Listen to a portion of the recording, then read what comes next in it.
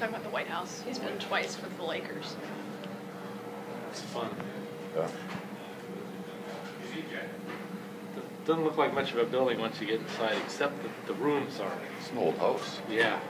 It's a very old house. If you get up right up next to it. It is. Yeah. Well, it is, yeah. There's about that much paint on it. Oh, really? Yeah. It's like the only thing I mean, holding it up. and then everybody's wife, but Right. not everybody, the president's wife gets to redecorate, right? Right. So how many presents there been? So just think if your house had that many paint jobs. It's not that hard to figure out. Yeah, that's. Do you have anything you want to ask the president? That one asked me about that pipeline. That's big. Runs right through the farm, right? All the way to Chicago. They better get it through. It's going through. Better. You want to be in North American. Yeah. Oil and gas, not under the ocean or something. Yep. I think I better go now if you're going to ask him about that. Being from, he's sort of from Chicago, and my kids are sort of from Chicago. Should be awesome. Go ahead, John. Go ahead. The where Muzzin engages Desjardins after the hit, just your interpretation of that entire play. Just a natural team thing. It's no big deal. You know, Fraz got drilled, and Muzz was right there, and I don't think it was. I wouldn't call it I wouldn't say he was going in to fight. You know, that's not. You know, Muzz is not going in. You know, his team guy is going to go in there and just. Not a big deal. Do you have any opinions on the visor rule, the instigator with the visor? Yeah, I think it's an old-fashioned, archaic, antique rule that they you know, we continue to make all these rule changes when they get bored and have these committees, right? But 16 players on our team wear visors, and I'm going to assume that 16 players on every team wear visors, and we continue to bring visors up when somebody gets hurt. But there's a rule in the book that, first off, would you say the player actually started the altercation and you get an extra 2 minutes because he's got a visor on? It's pretty much like old-fashioned. Speaking of rule changes, there was a big debate this morning on NHL radio about goalie equipment versus the size of the nets. And Doug Armstrong was on, Bruce Boudreau. They both are in favor of larger nets. You have an opinion about I'm this? not. You're not in favor of larger nets? No. Make the goalie equipment smaller?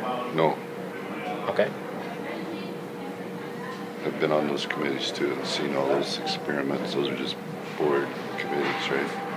So if you're going to make the net bigger, you're going to take out four rows of seats, make the ice bigger, and you're going to make the goalie equipment smaller, so you get $6 million. They've already protected the goalies all they can, right? In terms of the rules, put lines on the ice, rules and icings and all these things in to protect goalies, which was what general managers wanted. So to protect the goalie. So you can't make his equipment. We already made his equipment as small as you can get. You know what? The president's bodyguards look like they have shirts and ties on, and they have bulletproof vests on underneath, and they're this big, right? So I think you have to make goalie equipment. We already did it. You know, these guys are talking about these rules. They were the guys that wanted their players to have equipment that were like sleeping bags, right? Just think how not that long ago with goalies' equipment. Think of guys like Shagir and guys that used big equipment. Well, you can't make it smaller. Yeah, Kelly was going on about equipment the other day, saying, just can't believe what he was wearing in his day. Yeah. You know, and the equipment, the stuff they're using is so light, and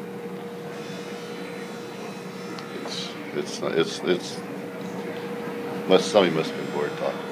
I mean, they have quite honest, the way our goalie equipment and standards are now are really good because it's based on size. You know, there are restrictions based on your size and equipment size. So, you know, I think those are good rules. but the changing the net size, I've seen all those things. Those are, oh, and then the next thing they want is that somebody will bring up when they're bored is square posts. They tried that one too, right? They thought it would, the angle square posts or triangle posts would deflect pucks into the net instead of this, the round going off. You know, I've seen all that stuff. Like it's Triangle posts. Yeah. Did you ever find those committee meetings to be productive ever? Yep. Or- okay. Yep. Really good. I mean, but remember what most of those committees or meetings are about are it's I can send in let's stop and sing the national anthem after or sing God Bless America 7 minutes into the third period, right? So everybody stopped and do it. So it sounds like a good idea. Then it'd have to go to the committee, right? So if you bring it up, it's got to go to the committee. So Take me out to the ballgame. yeah, I mean you could. Why in Canada, 10 minutes into the third period, why don't we sing the good old hockey song? Everybody get up and sing the good old hymn. Sounds like a good idea. Right? Somebody suggested that recently. In honor of. Yeah, like, you know what I mean? Now that he's dead.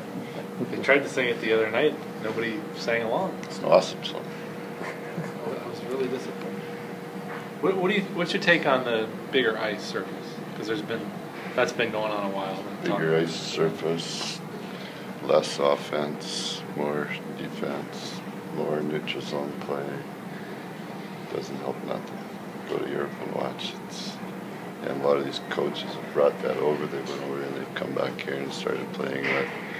Like there was Vancouver played it for a while that they called the torpedo or 1-3-1. Just becomes a neutralized game just to bounce the puck back and forth. There's very little. But more ice doesn't open it up at all. You actually play more. You become more zone prevent. Alec Martinez was talking this morning about changes he needs to make to his game and saying that he's not getting enough practice time because of the schedule. Is he playing timid at all? He's coming off an injury, so I wouldn't call it timid. I mean, did you tell him he was timid? I didn't tell him he was. So No. then why are you asking me for? Well, I asked him if he was timid. Do you think he's timid? He's definitely not the player that he was at the end of last season. Okay. What'd you ask? If he was playing timid? Mm-hmm. I said he's coming off an injury.